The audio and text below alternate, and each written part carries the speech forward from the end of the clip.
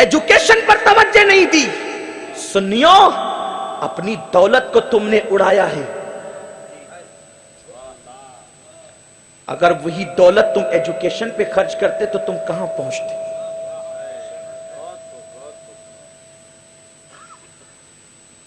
قوالی جائز ہے یا ناجائز ہے؟ اس سے مجھے کوئی اس وقت بحث نہیں ہے. ایک ایک قوال کو 50-50 ہزار روپیہ ایک نائٹ کا دیتے ہو، اور پھر اس قوال پر تم ہزاروں لاکھوں روپے اڑا دیتے ہو. کون سی قوم ایک رات میں قوال کو 50,000 روپیہ دے کے لاکھوں اڑا رہی؟ کون سی قوم جس کی قوم کی بیٹیاں برقع پہن کر کے سگنل پہ بھیک مانگ رہی ہیں؟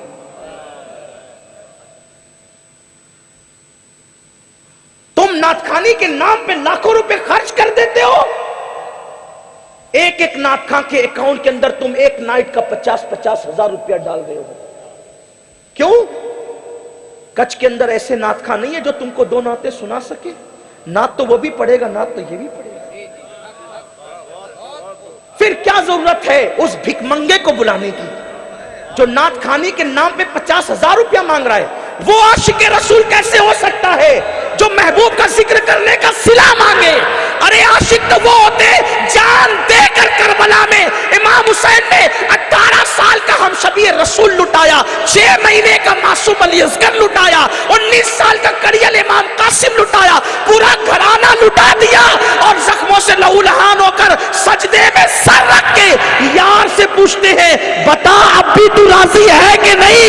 عاشق کہتے ہیں، جان دے کر کہتے ہیں حق تو یہ ہے کہ حق ادا نہ ہوا. نعرے تکبیر، نعرے رسالت، علماء اہل سنت. محبوب کی تعریف کا کوئی صلہ نہیں ہوتا. اگر کوئی مرضی سے دے دے تو انکار بھی نہیں ہوتا، لیکن مانگنے کی جرت بھی نہیں، اس لیے کہ حق تو یہ ہے کہ حق ادا نہ ہوا. اپنے جلسوں کی لائٹنگ پر تم ہزاروں روپے خرچ کرتے. بڑی معذرت کے ساتھ میں سنی ہوں الحمدللہ، یہ کہنے کی ضرورت مجھے نہیں ہے، اور یہ بھی فخر کے ساتھ نہیں، شکر کے ساتھ. میں وہ سید نہیں ہوں کہ ہر گلی کوچے جا کے کہوں کہ میں سید ہوں، میں وہ نہیں. لیکن بات آئی تو شکر کے طور پہ کہتا ہوں. مجھ سے مولا علی تک 41 پشتیں ہیں، اور ان 41ویں پشتوں کے اندر 41 پشتوں میں کوئی بھی غیر سنی نہیں ہوا ہے. ہم سنی ہیں، لیکن صرف دل کا درد پیش کر رہا ہوں. اصلاح کے لیے غلطی کروں تو یہ اصلاح کریں گے، میں اپنی غلطی قبول کر لوں گا. ہمارے یہاں عرسوں میں 1-1 لاکھ روپے کی چادر قبروں پہ چڑھائی جا رہی ہے. 1-1 لاکھ روپے کی چادر. کون سی قوم؟ ٹھیک ہے چڑھاؤ، لیکن میں یہ کہتا ہوں چادر چڑھانا جرم نہیں ہے. چادر چڑھانا تو صحابہ کی سنت ہے.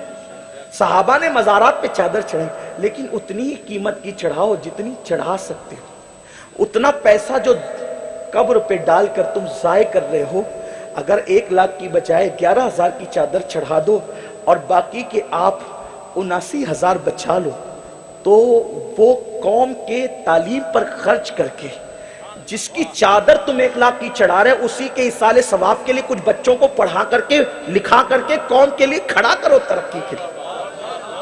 اس سے بڑا ایصال ثواب ہے یہ. اور اس بچے کو بتاؤ کہ میں نے اس فلاں بزرگ کے ایصال ثواب کے لیے تجھے پڑھایا ہے، میں نے غوث پاک کے ایصال ثواب کے لیے تجھے پڑھایا ہے، میں نے غریب نواز کے ایصال ثواب کے لیے تجھے پڑھایا ہے. اور وہ بچے جب کھڑے ہوں گے تو انہی میں پھر کوئی قوم کا قائد بنے گا، انہی میں پھر کوئی قوم کو اٹھانے والا بنے گا. لیکن مجھے افسوس ہے، لوگ کہتے ہیں مسلمانوں کے پاس دولت نہیں. میں کہتا ہوں بہت ہے، لیکن جہاں خرچ کرنا چاہیے وہاں نہیں کر رہے. مجھے کوئی مزارات سے بہر نہیں ہے. لعنت ہے اس پر جس کو ولیوں سے بہر ہو. لعنتی ہے وہ جس کو بزرگوں کے عرصوں سے بہر ہو. لعنتی ہے وہ جو بزرگوں کے مراسم سے نفرت کرے. ہم بزرگوں کے مراسم پر دلیلیں پیش کرنے والے لوگ ہیں، لیکن سنیوں تمہاری بیٹیاں سگنلوں پہ برقع پہن کے بھیک مانگے. تمہاری قوم کے یتیم بچے فیس نہ بھرنے کی وجہ سے اسکول اور کالجوں سے ان کا خارجہ ہو جائے. تمہارے بچے جاہل بن کر کے لوگوں کی نوکریاں کریں، مزدوریاں کرنے پہ مجبور ہو جائے. ہاں تمہاری قوم کی بیٹیاں غربت کی وجہ سے لاج میں اپنی عزت کو فروخت کرنے پہ مجبور ہو جائے. اور تم اب بھی پیسے لٹاتے رہو گے، قیامت کے دن تم سے بھی پوچھا جائے گا۔ اور وہ جو گدی پہ اترا کر کے بیٹھا ہوا ہے نا، جو تم کو منع نہیں کرتا، تمہیں لگام نہیں دیتا، تمہیں حق نہیں بتاتا، اس سے بھی پوچھا جائے گا۔ اس لیے کہ عوام کی ذمہ داری کم ہے، مقتدا کی ذمہ داری زیادہ ہے۔ یہ جہالت میں کر رہے ہیں تو تمہیں تو علم ہے، تم کیسے لٹانے دے رہے ہو؟ تم کیوں لگام نہیں دیتے؟ تم کیوں منع نہیں کرتے؟ حق کی طرف آؤ، سچائی کی طرف آؤ، صداقت کی طرف آؤ۔ بچاؤ والو، برا لگے تو پھر نہ بلانا، لیکن اگر حق کہہ رہا ہوں تو پھر اپنی دولت کو صحیح جگہ لگاؤ، اپنے جلسوں کی فضول خرچی بند کرو، اپنی شادیوں کی فضول خرچی بند کرو۔ جتنا تم منگنی پہ خرچ کرتے ہو، اتنا کئی یتیم بچیوں کی شادی پہ خرچ ہو کر کے ان کے گھر بس سکتے ہیں۔ آپ جانتے ہیں، آپ کو پتا ہوگا یا نہیں، آج مسلمانوں کی غریب بیٹیاں جن کو رشتے نہیں آتے، وہ اپنی آبرو لوجوں میں بیچنے پہ مجبور ہوگی۔ جن کے گھروں میں باپ کے پاس جہیز دینے کے لیے پیسے نہیں، وہ بیٹیاں سسکیاں لے رہی ہے اپنے گھروں میں۔ ہر آدمی مالدار بیوی ڈھونڈ رہا ہے، ہر آدمی مالدار تلاش کر رہا ہے۔ سوچو، غور کرو، قیامت کے دن صرف تمہاری نمازوں کے بارے میں نہیں، قیامت کے دن اس بارے میں بھی تم سے سوال ہوگا کہ پڑوس میں بچی سسکیاں لے رہی تھی، تم نے اس کے لیے کیا کیا؟ ہر سال حج کو جانے والے حاجی صاحب، تیرے پڑوس میں ایک بیٹی بھی تھی جو جہیز کی وجہ سے بیٹھی تھی، تو نے ایک حج کی رقم اس کی گود میں ڈال کر اس کو سہاگن کیوں نہیں بنا دیا؟ حج کو جانے والوں میں منع نہیں کرتا، جاؤ، خدا کرے ہر سال جاؤ، بار بار جاؤ، لیکن یہ بھی تو حج اکبر ہے، یہ بھی تو حج اکبر ہے۔ عبداللہ ابن مبارک نے بھوکے پڑوسی کو اپنی حج کی رقم اٹھا کر دے دی، تو خواب میں دکھائے گئے کہ سب کا رد کیا، جو عبداللہ ابن مبارک نہیں آئے، ایک قریب کی دعوت و درسی کے لیے، ایک اس کی مدد کے لیے، اللہ نے ان کے صدقے سب کا قبول کیا اور ان کو سارے حاجیوں کے برابر حج کا ثواب عطا فرمایا۔ لیکن تم ایسا نہیں کرو گے، مجھے پتا ہے، اس لیے کہ میں بول کر کے جاؤں گا تو پھر آپ کے سر پہ کوئی تھپکیاں دے کر کہے گا پاگل آدمی، بچہ ہے، بچپنے کے جذبات ہیں، ہم تو ہمیشہ سے یہ کرتے ہوئے آئے ہیں نا، اس لیے ہمیشہ کرنا چاہیے۔ نہیں میرے بھائیوں، ہماری ذمہ داری بہت بڑی ہے۔ اگر بیٹی کی شادی پہ 5 لاکھ روپے خرچ کرنے کی بجائے اجتماعی شادی میں اپنی بیٹی کی شادی کر دو، وہ بچا دو، قوم ترقی کرے گی۔ اور اللہ کے رسول قوم کو اٹھانے کے لیے آئے تھے، حضور قوم کو ترقی پہ لے جانے کے لیے آتے۔ آقا فرماتے ہیں جو صبح اس حالت میں کرے، جو صبح اس حالت میں کرے کہ میری امت کی ترقی کے لیے کوئی پلان نہ بنائے، فلیسا منا، وہ میرا ہے ہی نہیں، وہ میری سوسائٹی کا ممبر نہیں ہے۔ مومن تو وہ ہے جو صرف اپنے لیے نہیں جیتا، بلکہ وہ تو قوم کے لیے جیتا ہے۔ وہ لوگ مردہ ہیں جو اپنے لیے جیتے ہیں، اور وہ جو قوم کے لیے مر جاتے ہیں، وہ مرنے کے بعد بھی زندہ کر دیے جاتے ہیں۔ قوم کی فکر کرو، پڑھاؤ قوم کو، ایجوکیشن دو۔ دیکھو حضور پہ جو پہلی آیت آئی کیا تھی؟ اقرا، پڑھیے پڑھیے۔ حضور کو اللہ نے قل ربی زدنی علما، محبوب آپ یوں عرض کیا کریں، یوں دعا کیا کریں کہ اللہ میرے علم میں اضافہ فرما۔ عالم ما کانا وما یکون کو کہا جا رہا ہے ربی زدنی علما کہو، میرے علم میں اور اضافہ فرما۔ جس کو علم ما کانا وما یکون ہو، الف لام میم کا راز جبریل نہ جانتا ہو، جو الف لام میم کا رازدار ہو، اس سے کہا جا رہا ہے قل ربی زدنی علما۔ امام رازی کہتے ہیں اگر علم سے بڑی کوئی چیز ہوتی تو اللہ وہ مانگنے کا محبوب کو حکم دیتا۔ اس سے پتہ چلا کہ علم سے بڑی کوئی چیز نہیں۔ ہندوستان میں جو سیاسی ماحول ہے، میں کوئی سیاسی لیڈر نہیں، ہمیں اس سے کوئی غرض نہیں، اس کو نپٹیں گے لیڈران، لیکن آپ سے کہتا ہوں ہم صرف یہ طے کر لیں ہمیں 3 چیزوں پہ کام کرنا ہے۔ ایک، اپنے بچوں کو جوان ہونے سے پہلے ان کو پکا مسلمان بنانا ہے۔ پکا مسلمان مطلب سمجھے؟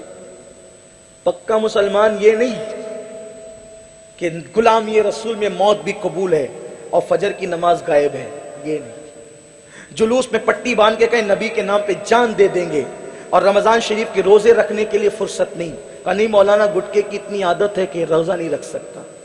یہ سب کھوکھلے دعوے والے نہیں، پکا پکا مسلمان کا مطلب یہ کہ جس کا کردار دیکھ کر دنیا پکار اٹھے، جب غلام کا کردار یہ ہے تو سید الانبیاء کا کردار کیا ہوگا؟ وہ پکا مسلمان۔ ایک، تین چیزوں پہ محنت کرنا ہے، پکا مسلمان بناؤ۔ دوسری چیز، کوئی جاہل نہ رہنے پائے، سب کو ایجوکیشن دو، اپنی قوم کو ایجوکیشن دو، اتنا دے دو، اتنا دے دو، اتنا دے دو۔ جو کہتے ہو نا کہ نوکری نہیں ملتی، مسلمان نوکری کے لیے علم حاصل نہیں کرتا، اپنے نبی کے فرمان پہ عمل کے لیے علم حاصل کرتا ہے۔ اور آپ جانتے ہیں دنیا جاہل تھی تب بغداد سے علم بٹ رہا تھا۔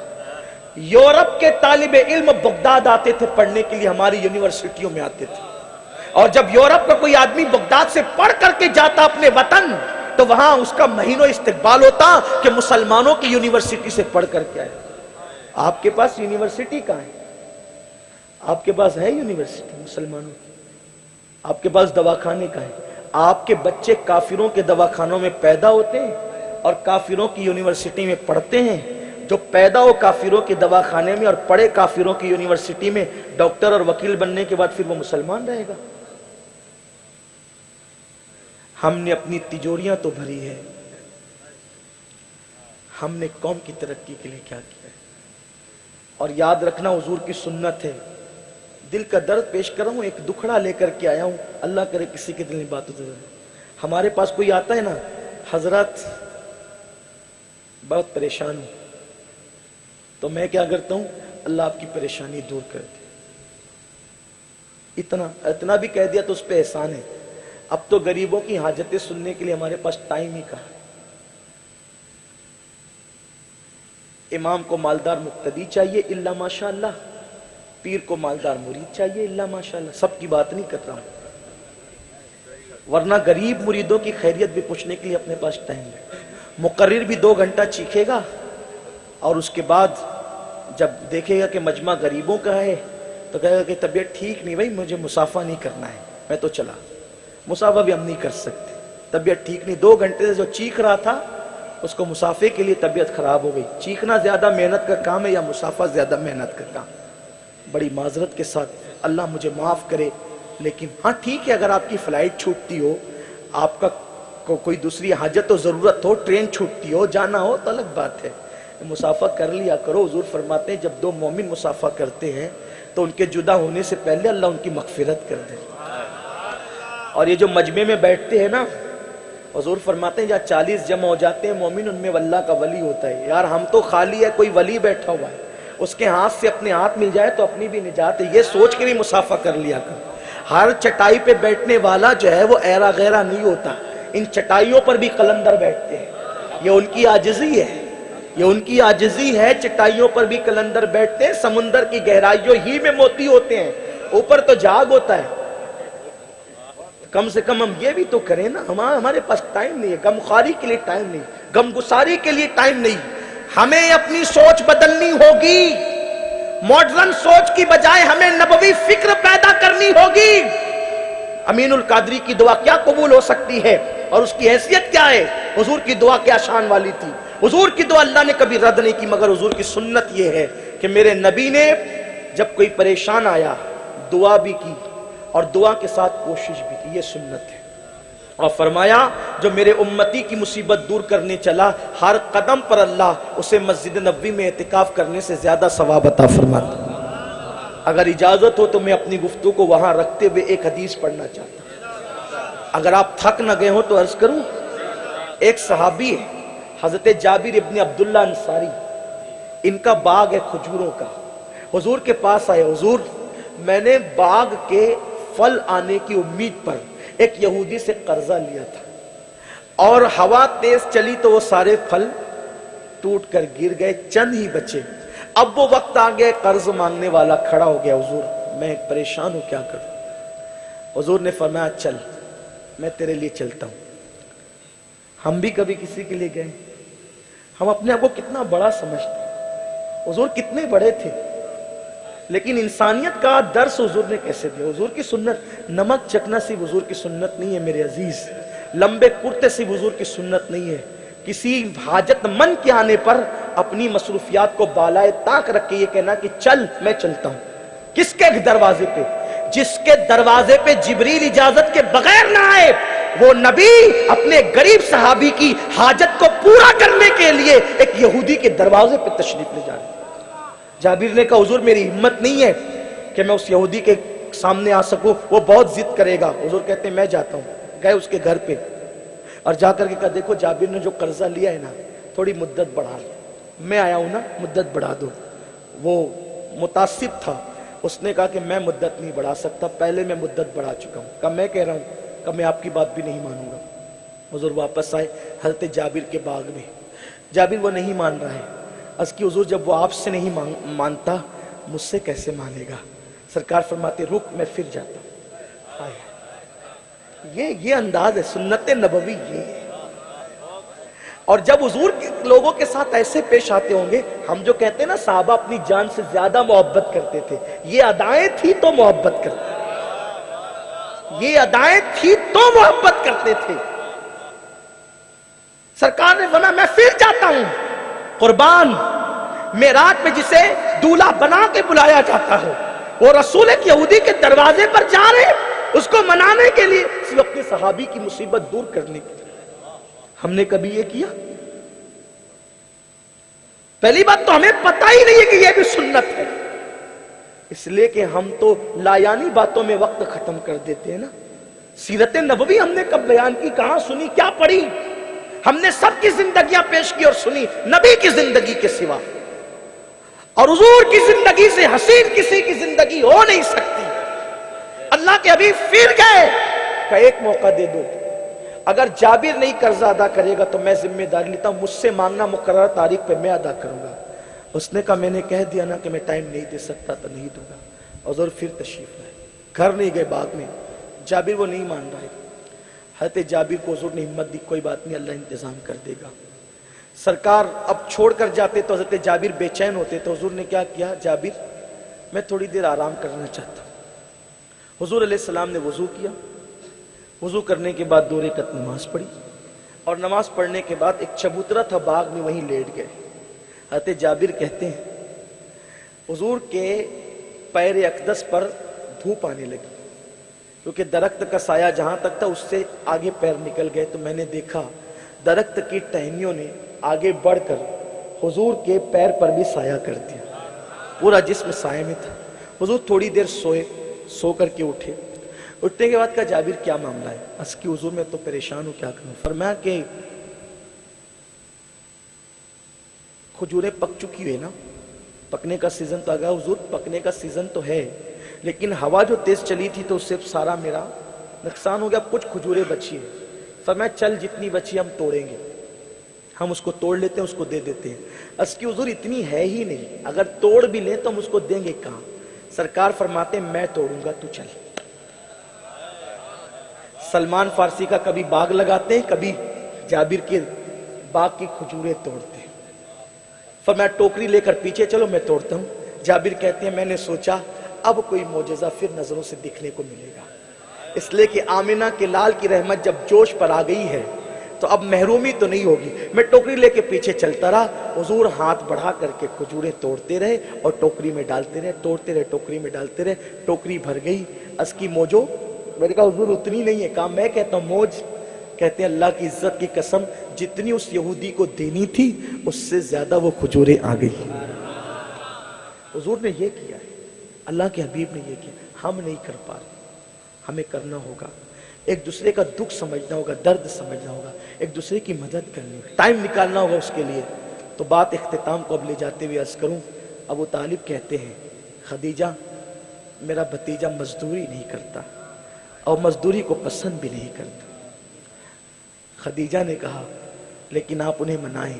سرکار کے حوالے سے حضرت ابو طالب کہتے ہیں اچھا میں اس کو ایک ایسی بات کہوں گا کہ شاید وہ مان جائے، مزدوری کی بات تو قبول نہیں کرے گا، ایک بیوہ کی مدد کے لیے اس کو بلاتا ہوں اس نام پہ، تو بیوہ کی مدد کے نام پہ ضرور آ جائے گا۔ سرکار کے پاس گئے حضرت ابو طالب اور کہتے ہیں بھتیجے ایک کام کرو، ایک بیوہ ہے اس کے مال میں لوگ خیانت کرتے ہیں، اگر آپ جائیں گے نا تو اس کا مال خیانت ہونے سے بچ جائے گا۔ سرکار فرماتے کہاں ہے؟ کہا نام خدیجہ ہے، اور وہ فلاں محلے میں رہتی ہے، جا کر اس سے سارے معاملات طے کر لو۔ المختصر، حضرت اللہ کے حبیب علیہ السلام نے کہا ٹھیک ہے، نکل کر خدیجہ کے محلے میں پہلی مرتبہ گئے۔ اب حضرت خدیجہ کیا کہتی ہے؟ تاریخ کی اکثر کتابوں کا نچوڑ، سیرت کی اکثر کتابوں کا نچوڑ، حضرت خدیجہ کہتی ہے پہلی مرتبہ حضور میرے گھر آئے، حضور کی عمر 25 سال، خدیجہ کی عمر 40 سال۔ آقا آئے، خدیجہ کہتی ہے میرا دروازہ ایسے سمت میں تھا کہ نہ سورج نکلتے ہوئے اور نہ سورج ڈوبتے ہوئے میرے گھر میں سورج کی کرنیں نہیں پڑتی تھی۔ جیسے ہندوستان میں کسی کا دروازہ شمال یا جنوب کی طرف ہو تو نہ سورج نکلتے وقت روشنی آئے گی سورج کی کرنیں اور نہ ڈوبتے وقت آئے گی، تو کہتی ہے میرا دروازہ ایسے سمت میں تھا نہ سورج نکلتے وقت سورج کی کرنیں آتی تھی نہ ڈوبتے وقت۔ میں دروازے کی طرف پیٹ کر کے اور دیوار کی طرف چہرہ کر کے کسی کام میں مصروف تھی، تو میں نے کیا دیکھا کہ میرے دیوار پر، میرے گھر کی دیوار پر سورج کی کرنیں پڑ رہی ہیں۔ میں نے حیران ہو کر کے سوچا یا اللہ آج سورج نکلا کدھر سے ہے کہ نہ نکلتے وقت نہ ڈوبتے وقت دروازے سے دیوار پہ سورج کی کرنیں نہیں آ سکتی تھی، آج سورج کی کرنیں دروازے پر آئی کیسے؟ تو کہا جب میں نے پلٹ کر کے دیکھا تو میں نے دیکھا کہ وہ آسمان کا سورج نہیں تھا، میں نے دیکھا ایک نوری پیکر میرے سامنے کھڑا تھا اور اس کے چہرے سے روشنی نکل کر میرے گھر کی دیوار پر پڑ رہی تھی۔ میں دیکھ کر حیران رہ گئی، یا اللہ کائنات میں کوئی اتنا بھی خوبصورت وجود ہے؟ میں دیکھ کر کے حیران ہوئی، اس کی نظریں جھکی ہوئی تھی۔ میں نے کہا کون ہے آپ؟ تو کہا کہ میں محمد ابن عبداللہ ہوں، ابو طالب کا بھتیجا ہوں، انہوں نے بھیجا ہے، کام کیا ہے؟ تو کہا کہ اب میں تو ڈھیر ہو چکی تھی کہ کوئی اتنا حسین و جمیل بھی ہو سکتا ہے، کوئی اتنا حسن و جمال کا پیکر بھی ہو سکتا ہے، حضور جیسا حسن والا کسی ماں نے نہیں پیدا کیا۔ حسان کہتے ہیں وَأَحْسَنُ مِنْكَ لَمْ تَرَ قَطُّ عَيْنِي وَأَجْمَلُ مِنْكَ لَمْ تَلِدِ النِّسَاءُ خُلِقْتَ مُبَرَّأً مِنْ كُلِّ عَيْبٍ كَأَنَّكَ قَدْ خُلِقْتَ كَمَا تَشَاءُ۔ یا رسول اللہ آپ جیسا حسن والا میری آنکھوں نے نہیں دیکھا، آنکھیں کیا دیکھتی؟ آپ جیسا حسن والا کسی ماں نے پیدا ہی نہیں کیا۔ اور آقا کوئی ماں کیا پیدا کرتی اور کوئی آنکھیں کیا دیکھتی؟ اللہ نے آپ کو ہر عیب سے پاک بنا کر پیدا کیا اور آپ جیسا بننا چاہتے تھے گویا اللہ نے آپ کو ویسے ہی بنایا۔ تو میرے امام کہنے لگے وہ کمال حسن حضور ہے کہ گمان نقص جہاں نہیں، یہی پھول خار سے دور ہے، یہی شمع ہے کہ دعا نہیں۔ خدیجہ کہتی ہے اب تو حال یہ ہوا کہ میں صرف ہاں کرتی تھی اور باتیں وہ کرتے تھے،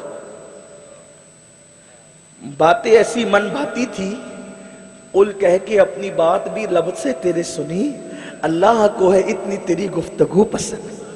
خدا جس کی گفتگو اتنی پسند کرتا ہو۔ خدیجہ کہتی ہے ہر آنے والے سے بات میں کرتی تھی، وہ ہاں کرتا تھا، لیکن یہاں معاملہ یہ تھا وہ کہتے تھے میں ہاں کرتی تھی، معاملہ طے ہو گیا۔ کل کا معاملہ یہ ہوا کہ کل صبح ہوگی، قافلہ روانہ ہوگا۔ میں نے اپنے غلام میسرہ کو بلایا، او میسرہ ادھر آ، میں آج ایک ایسے تاجر کو بھیج رہی ہوں، کل تک جو تو جاتا تھا تو کہتا، میں نے کہا تھا، میں نے یہ بات کہی تھی کہ تم جو تجارت کا مال ہے اس پر دھیان دینا، اور اب میں تمہیں یہ کہتی ہوں کہ تجارت کے مال پہ دھیان نہیں دینا بلکہ تاجر پہ دھیان دینا۔ اٹھتا کیسے ہے، بیٹھتا کیسے ہے، چلتا کیسے ہے، باتیں کیسے کرتا ہے، اور جب تو واپس آئے گا تو واپس آ کر کے اس میں جو جو عیب تو نے دیکھے وہ عیب تو نے بیان کرنا، وہ عیب تو نے مجھے بتانا کہ اس میں عیب کتنے ہیں۔ اس سے حضرت خدیجہ کی دانائی کا پتہ چلتا ہے، اس سے حضرت خدیجہ کے شعور کا پتہ چلتا ہے۔ یہ سیرت کی کتابوں کے اندر سارے مکاتب فکر کے لوگوں نے اپنی اپنی تحقیق کے ساتھ باتیں لکھی ہیں، جس کا نچوڑ میں آپ کے سامنے اپنے الفاظ میں پیش کر رہا ہوں کہ حضرت خدیجہ نے میسرہ کو کہا، میسرہ ساتھ چل دیا، اور اس کے بعد خدیجہ کہتی ہے کہ قافلہ گیا تو میں دور تک دیکھتی رہی، میری نظروں سے اوجھل ہو گیا۔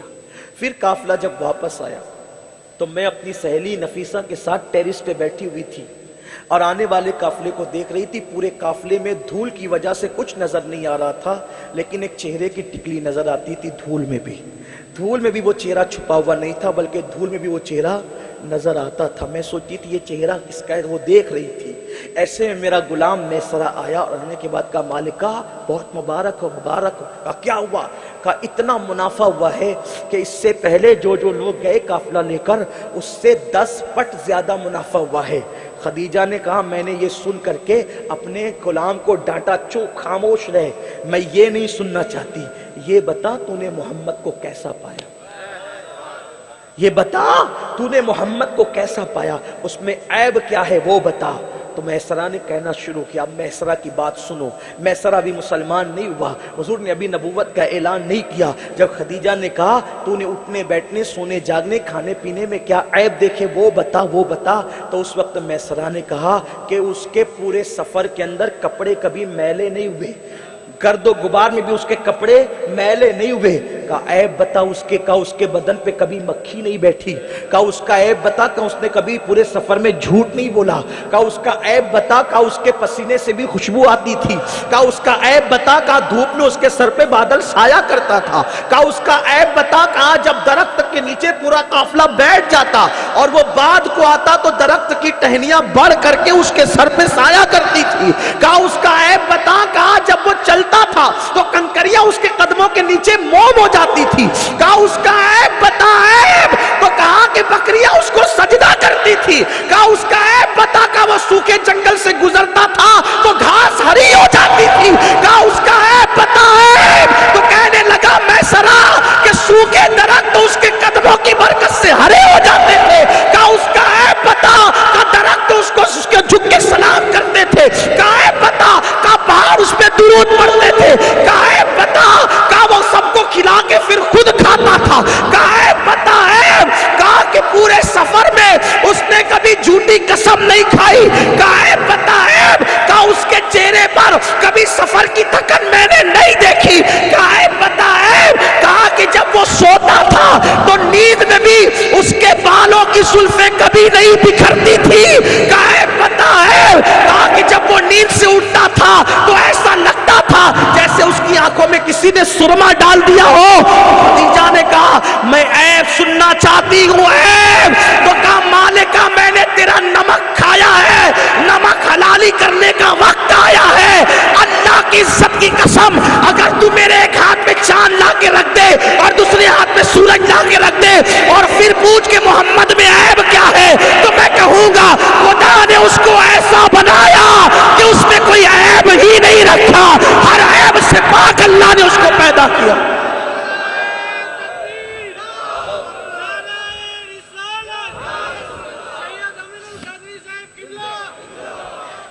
تب خدیجہ نے مسکرا کے نفیسہ سے کہا نفیسہ یہ وہی تو ہے جو میرے خواب کی تعبیر آ رہی ہے, میرے خواب کی تعبیر آ رہی ہے. نفیسہ کہا کیا مطلب؟ کہا کہ میں نے جو خواب دیکھا تھا, ورقہ نے کہا تھا آخری نبی کی بیوی, آخری نبی آ رہا ہے, آخری نبی آ رہا ہے. مکے میں اس جیسا کوئی نہیں ہے. نفیسہ جب یہ آئے گا نا اس سے بات کرنا, کیا یہ میرے ساتھ نکاح کریں گے؟ نفیسہ نے کہا یہ رشتے میرے بھتیجے بھی لگتے ہیں, میری بات ضرور مانیں گے. قربان جب نفیسہ نے کہا نا اے میرے بھتیجے محمد شادی کیوں نہیں کرتے, حضور نے فرمایا بظاہر ابھی میری مستقل کوئی آمدنی نہیں ہے, بظاہر ابھی میرے پاس کوئی گھر نہیں ہے, اس لیے میں شادی نہیں کرتا. کہا اگر میں انتظام کر دوں تو؟ کہا لیکن کس کے ساتھ؟ کہا خدیجہ چاہتی ہے آپ کے ساتھ شادی ہونے کے لیے, آپ کیا کہتے ہیں؟ میرے نبی نے فرمایا نفیسہ شریفوں کے رشتے رستے میں طے نہیں ہوتے. میرے گھر کے ذمہ داران موجود ہیں, اگر شادی کی بات کرنا ہے تو جا کر میرے چچا سے بات کریں, ان کا جو فیصلہ ہوگا وہی میرا فیصلہ ہوگا. سید الانبیاء نے قانون دیا. پھر بات آئی حضرت نفیسہ حضرت ابو طالب کے پاس گئی. حضرت ابو طالب نے بہت خوشی سے کہا کہ ہاں ٹھیک ہے ہم اس کو منظور کرتے ہیں. پھر کیا ہوا؟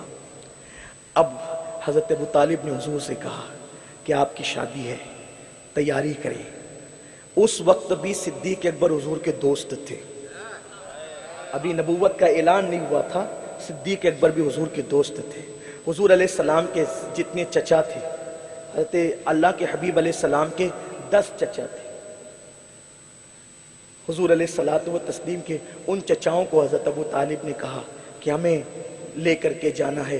اب اس کو نام بارات تو اس وقت نہیں دیا گیا تھا لیکن آپ کو سمجھانے کے لیے کہہ رہا ہوں. اب حضور کی بارات جانے والی, حالانکہ اس وقت وہ بارات نہیں تھی, نہ اس کو بارات ہم کہتے ہیں, لیکن صرف سمجھانے کے لیے.